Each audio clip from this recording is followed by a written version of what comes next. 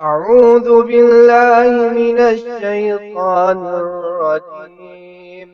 بسم الله الرحمن الرحيم.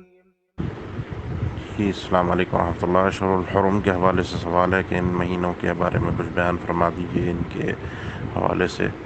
یہ 4 مہینے ہیں، اشہر شہر کی جمع ہے، مہینے حرم حرمت والے۔ یہ 3 مہینے اکٹھے ہیں جیسا کہ صحیح بخاری کی حدیث میں موجود ہے، ذوالقعدہ، ذوالحج اور محرم، اور اس کے بعد ایک علیحدہ سے مہینہ ہے رجب کا۔ یہ 4 مہینے حرمت والے مہینے کہلائے جاتے ہیں۔ یسألونک عن الشہر الحرام قتال فیہ قل قتال فیہ کبیر، کہ اللہ کے نبی صلی اللہ علیہ وسلم یہ لوگ آپ سے سوال کرتے ہیں کہ اشہر الحرم میں قتال کرنا کیسے ہے، لڑنا کیسے ہے، جنگیں کیسی ہیں، تو آپ فرما دیجئے ان مہینوں میں جدال کرنا، لڑنا، قتال یہ بہت بڑا گناہ ہے۔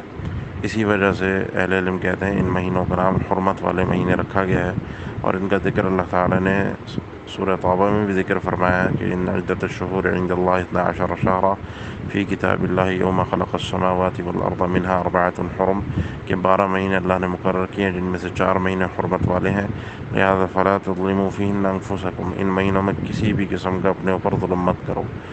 اور اپنے اوپر ظلم کی نوعیت یہ ہے کہ انسان گناہ کرتا ہے، جو گناہ اس کے اپنے اوپر اس کے لیے نقصان دہ ہوتا ہے اور اس کے اپنے اوپر ظلم ہوتا ہے، یا کسی دوسرے اپنے مسلمان بھائی پر ظلم کرنا، قتال کرنا جو اس کے اندر شامل ہے۔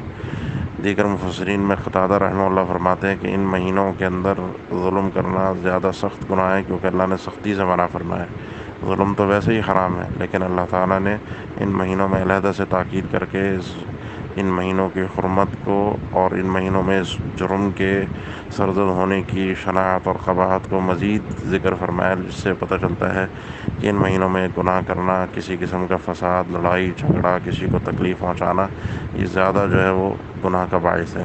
لہٰذا ان مہینوں کی حرمت کا خیال کیا جائے۔ باقی اللہ نے ان مہینوں کو حرمت والا بنایا ہے، لہٰذا ان مہینوں کی حرمت کا خیال کیا جائے۔ اللہ تعالیٰ ہم سب کو توفیق دے سمجھنے کی۔ السلام علیکم ورحمۃ اللہ وبرکاتہ۔